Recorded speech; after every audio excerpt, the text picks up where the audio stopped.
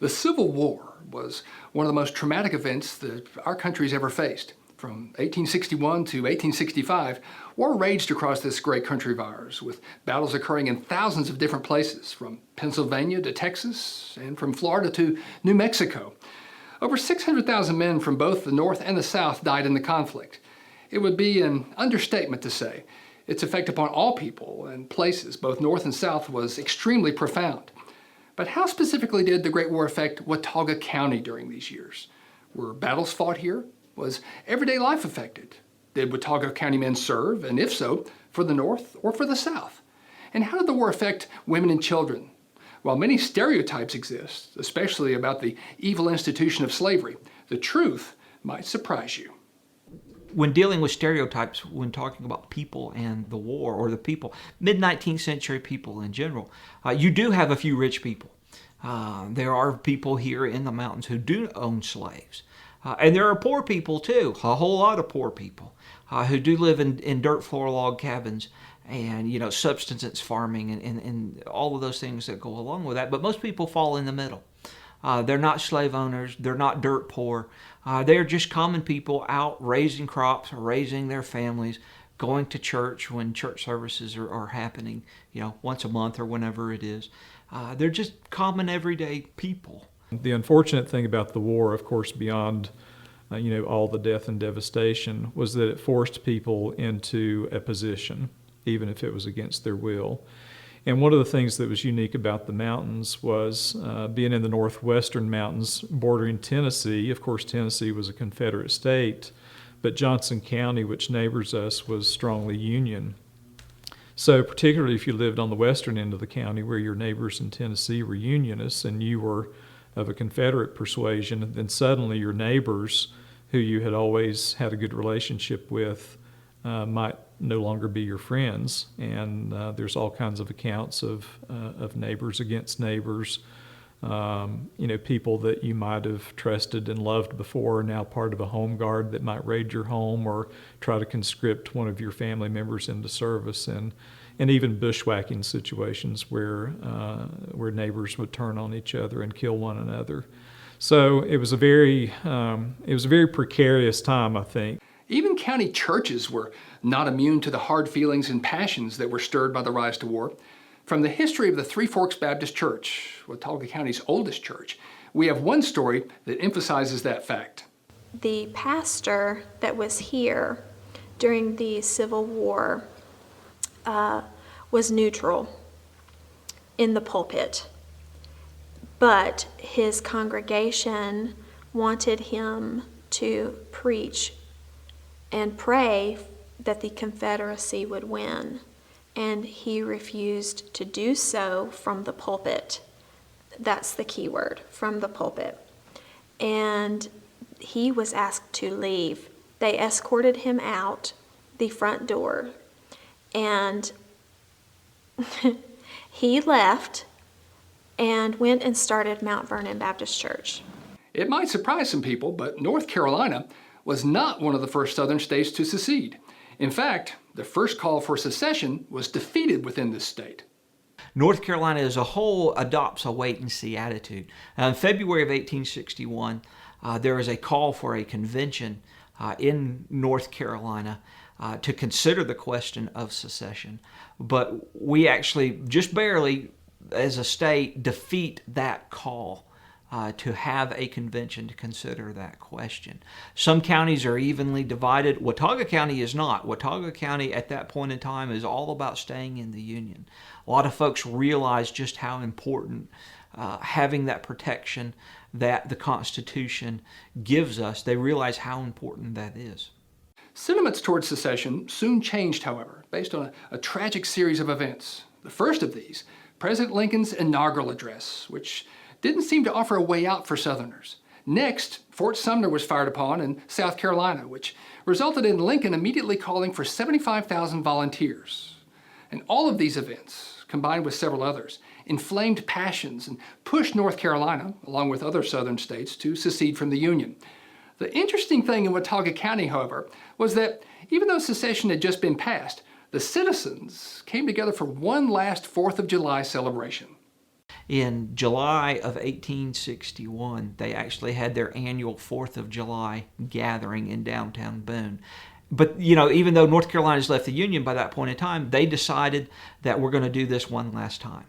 And they got together and they had speeches and celebrated the Declaration of Independence and North Carolina and what became the United States, leaving Great Britain's rule.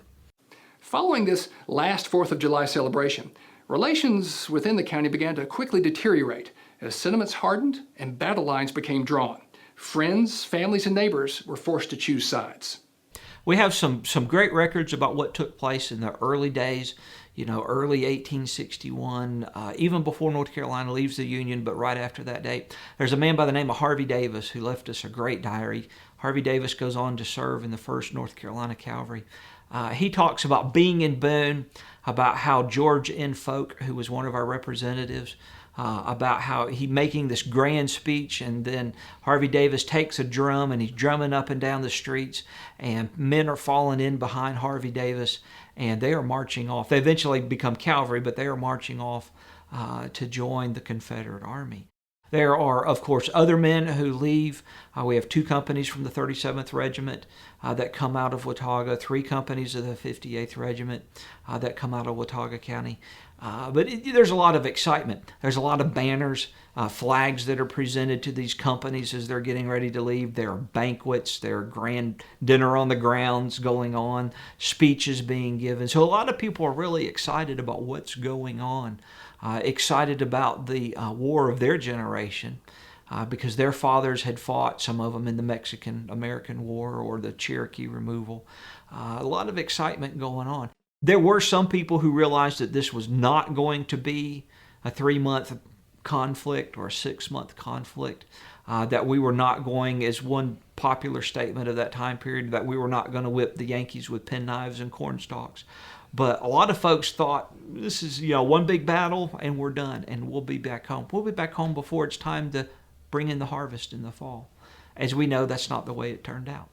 From early optimism to feelings of wondering if this war was ever going to end, life got harder and harder in Watauga County as the war dragged on year after year. It got especially difficult for people left at home, namely the women and the children. So Watauga County during the Civil War was harsh on the women and children that were left behind. Their men were gone. A lot of the older boys were gone. And so that left the women and the girls to do everything. Once all of these men left and joined these regiments and went off to fight these battles, it left the women at home and the old men and the kids, and the women had to pick up and do things that they traditionally did not do. Now, traditionally, women would be working in the gardens. Traditionally, they would be, the ones responsible for taking care of the kids. But the women now have to go hunt, and they have to actually plow and break ground or break new ground. We were constantly having to break new ground because of our agricultural practices and the lack of fertilizer and things. So the women would have to break new ground. They would have to go hunting, the bear and the deer and the turkey, to try and provide meat for their families. They would have to be the protection for the families. They were the ones that had the shotgun sitting by the door who answered that knock in the middle of the night. They had to take care of sick people, not only their own families, but there's a story from the Silverstone area about how the soldier came home and he had smallpox. Well, he died there, and there were only women at the house, and the women had to go out and actually dig the grave and bury the soldier and cover the grave back up. So they are doing, while women were accustomed to working with dead people because it was their job usually to clean and lay out the bodies, they didn't usually have to dig the hole to put the deceased person in. So it is forcing women in so many instances to adopt things and do things that they would typically not have to do. Not only did life get harder for the women, children, and old people left in the county as the war progressed, it also became more dangerous. Living here in the 1860s, especially after 1863, when the Federal Army gains control of East Tennessee and empowers the Unionists over there. Living in Watauga County, the Toe River Valley is extremely difficult to do. There are people constantly coming over, raiding farms, taking livestock, and crossing back over the mountain. The people doing these things, the raiding and the stealing, were men who had deserted from either army, or they were just men avoiding the draft. The numbers of such men increased as the war continued and enthusiasm waned. These men were often called Bushwackers, and most had no allegiance to anyone but themselves. The mountains were a great place for deserters from both the Confederate Army and the Union Army, and these men who were trying to evade conscription or the draft laws. The mountains, the hollers, the caves were a great place for these men to hide out and evade military service. And so many of them did that, and it caused numerous problems because we have all of these men running around. How do you feed all of these men? You can't go to a store because there are very few stores. You can't grow anything, so how do you survive? You rob and you steal from local people. Just imagine how hard it must have been to live in Watauga County, and indeed in most mountain counties during this time.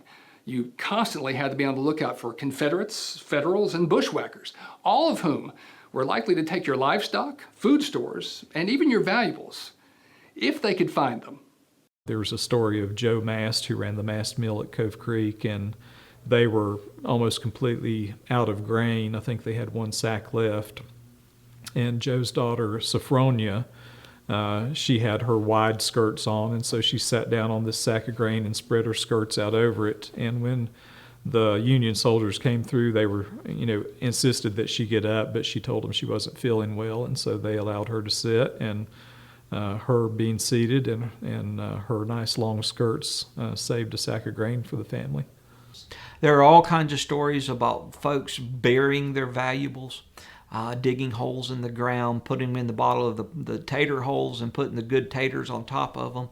There are stories about false walls. People would build false walls inside their houses or their cabins and store meat and vegetables and foodstuffs and jewelry or whatever you had. They would store those inside of the walls. There's numerous stories about hiding stuff behind rocks or under fallen trees, or taking your young kids, and they would actually lead the livestock out and hide them in a hollow or someplace. Because if you've got, 12 or 13 kids, who's going to miss, 2 or 3 someplace in the middle if they're not there when the Bushwhackers or the Tories or the Unionists come by? So there were numerous ways. There are even one story not far from here, about a lady who actually kept her milk cow in the house with her. She was afraid that somebody was going to come and steal it. So trying to imagine you and 2 or 3 of your kids in a very small cabin with your milk cow. In response to the bushwhacker problem, particularly in the mountain counties, a home guard was formed to try and protect the local citizens. Prior to the war, every county in North Carolina had at least one regiment of militia, and all young men, white men between the ages of 18 and 35 or 18 and 40 are required to serve in the militia. And the militia really becomes the backbone of the Confederate Army, because all of these young men join the Army and march off. Well, that kind of leaves us in a defenseless situation. Militia officers are not required to do military service. In April of 1864, the Confederate government passes the Conscription Act, requiring all men between the ages of 18 and 35 to join the Army. But militia officers are exempt. Well, in mid-1863, Governor Vance has got this serious problem trying to enforce the Conscription Act, to deal with deserters, to deal with the Tories and the Bushwhackers. So Governor Vance creates the Home Guard. And Watauga County originally had one company under the command of Captain Harvey Bingham. That one company is later split into 2 companies, and Harvey Bingham is promoted to major, and the local organization was known as the 11th Battalion of North Carolina Home Guard. They had their headquarters on Cove Creek. They had 2 different camps. The last camp that we know about was called Camp Mast, and it was across the street from the old Cove Creek School. Home Guard companies, one company was normally on duty at the camp or out chasing bushwhackers, while the other company was at their homes. taking care of their families, taking care of crops, helping their neighbors out. Those companies would rotate on and off duty throughout the year. The Home Guard was made up of men who were not liable for Confederate service. They were men who, the militia officers who were exempt, they were men who had been in the Army, who had possibly been wounded and been discharged from the regular Army.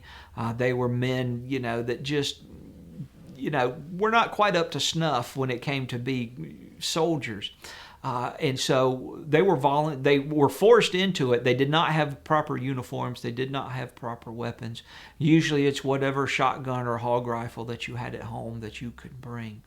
It was a really hard thing to be in the Home Guard, especially to be a Home Guard officer. Your job as a Home Guard commander was to track down and arrest men that should be in the Army, which means that your job was to track down, arrest, and send away people that you're related to, people that you had grown up with, people you had known your entire life. So they were not really popular people if they did their job really well. And Harvey Bingham did his job really well. He was actually voted a special thanks by the General Assembly of North Carolina for the amount of men that he had rounded up and arrested and sent off to fight. Harvey Bingham had to leave this area after the war is over. And if you look at the Home Guard commanders from other areas of western North Carolina, you'll see that's true other places as well. They had to leave because there was such animosity and hard feelings toward them because they had done their job well during the war. Although no large-scale battles were ever fought in Watauga County, there were a number of small battles or skirmishes that were fought here as the war progressed. Things are relatively quiet here in 1862. You got a lot of men that have left, that have gone off to join these regiments that are fighting in Virginia or fighting in Tennessee. In 1863, we really have our first skirmish, mid-1863, which takes place in the Bethel community. And a local man by the name of Thomas Farthing is killed in that skirmish. The Farthings in the Bethel community had devised this system to where if one of the families was being attacked, somebody would blow a horn and the rest of the family would try and run to their aid. Thomas Farthing hears the horn and he runs home and he grabs his vest and puts it on inside out and he grabs his rifle. And as he is running toward his brother's house, somebody from the side of the road, at least one person, possibly two or three, shoot him and kill him and leave him laying there in the road. So that's really the start of actual hostilities here in the county, and things just really get worse on into 1864. One, of course, is the one that led up to the Battle of Beech Mountain, where a bunch of Union sympathizers came over from East Tennessee to steal horses here, which they were successful at. They stole several. They started back into Tennessee. The Home Guard headed up to cut them off. Well, they crossed paths and missed them the first time. Started to swing back around and try to look again. Well, just to show how complicated the situation could be, the Union sympathizers knew a lot of the people in the communities here and had one young lady go pretending to be in search of her cow to find out where the Confederate Home Guard was at and where they were going. And she did this. Found out where they were camped at, what route they were planning to take back out of there, and went on in search of her cow right back to the Union raiders, provided the information to them. They then set up an ambush for the Home Guard that was chasing them and ambushed them over on the outskirts of Banner Elk. And that story is great at showing all of the conflicting loyalties in the mountain community. She put her life on the line to do that because she strongly disliked the Confederate movement, or she disliked the Home Guard personally. It could have been either one. Either way, she was willing to put them into a situation of getting killed. So there were strong feelings here. There were a lot of shootings and probably more than a little bit of settling old scores in the mountains during the Civil War. One of the largest skirmishes fought in the county happened near the end of the war in the Cove Creek community. This is where the Home Guard had built their headquarters, named Camp Mast. In February of 1865, a group of Unionists and local Tories decided that they're going to raid Camp Mast and destroy it. They are under the command of a man by the name of James Champion. They come from Banner Elk, they cross over into the area, and they surround the camp early one morning. Camp Guard officials had not left any pickets out. It was cold, I'm sure. Unionists had surrounded the camp, and as the soldiers start coming out, they send a demand for the surrender of the camp to the commanding officer, a George McGuire. He reads the note, he surveys his men. The vast majority of the men want to surrender, but there are about a dozen who want to stay and fight. So the whole camp surrenders, and they march these men off back toward Banner Elk, and then they destroy the camp. They burn the cabins and everything in that area. When they get over toward Shell Creek, Tennessee, the ones that wanted to fight it out are actually taken on to prison, some of them all the way to Camp Chase in Ohio, while those that wanted to surrender are paroled and sent home. The capture of Camp Mast signaled the beginning of the end for physical battles in the county. Why? Because frontline federal troops under the command of General George Stoneman soon showed up in force to subdue the region once and for all. Stoneman arrives in Boone on May 28th of 1865, and there is a group of Home Guard that had not been captured at Camp Mast. They're actually in Boone that day. They had heard a rumor that a small group of Federals were going to come over here and ransack Boone, and they decided that they were not going to be tricked anymore. So as this advance of Federal cavalry, Kentucky cavalry, starts riding into Boone, the Home Guard starts shooting at them and quickly discover that it's not James Hartley and his gang or Keith Blaylock or James Champion or any of these locals. It is frontline Federal cavalry, and there is a skirmish that takes place in the streets of Boone. It probably lasts all of 3 or 4 minutes. A few of our local men were shot. One of them was a distant uncle of mine, Jacob Council, and he lived in the proximity of the Jones house in downtown Boone, and that's where he was killed by Union soldiers. Stoneman quickly took control of Boone, but he only stayed for a few days before proceeding down the mountain. Watauga County citizens probably thought the war had come and gone for them, but they were sadly mistaken. A couple of days after Stoneman's main force left, a group of the worst thing that local people could imagine arrived. It were home Yankees, members of the 2nd and the 3rd North Carolina Mounted U.S. They were former Confederate soldiers that had crossed over and joined. They were some of these dissidents that the Home Guard had been chasing for all this time. They are under the command of Colonel George W. Kirk.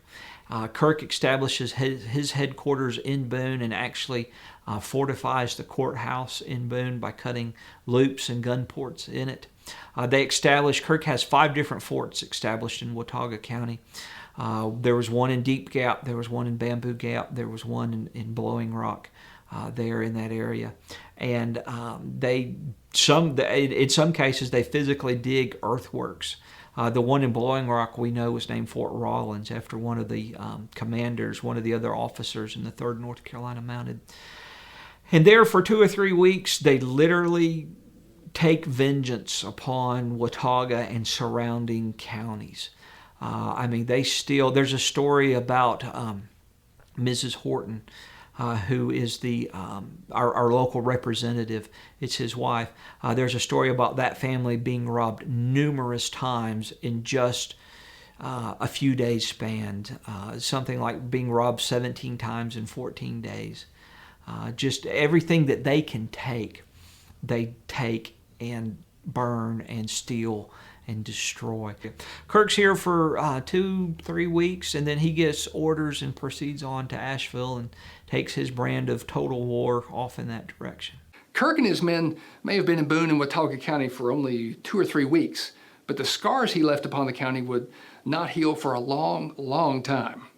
A lot of times we want to say the war ends in April and May of 1865 when Lee surrenders and Joe Johnston surrenders. But the war here in the mountains goes on for several years after that. There's a story I uncovered when researching the 58th Regiment about how members of this particular family met their soldier coming home and said, "Do not come home." He was forced to hide out in the woods until things cooled down because there was people looking for him. And there were some killings after the war that were pretty much outright murder that were covered by other reasons, but they were pretty much directly traceable to tensions lasting from the Civil War. And I think that those held on for a while. And looking back, the Civil War affected every aspect of life in Watauga County, pitting neighbor against neighbor, friend against friend, and families against families. Its harsh effects were felt long after the war ended. A lot of folks talk about the Spanish-American War, where the United States goes off to fight, and you have Northerners and Southerners fighting together again under one flag, or World War I, that time period. Of course, the veterans, almost all the veterans, there are only a couple left in Watauga County by the start of World War II, but by 1950, all of our veterans are gone. There are still people who remember the war and remember what took place. But it's probably really not until the 1960s and 70s, our lifetimes, that a lot of those animosities finally get put to rest.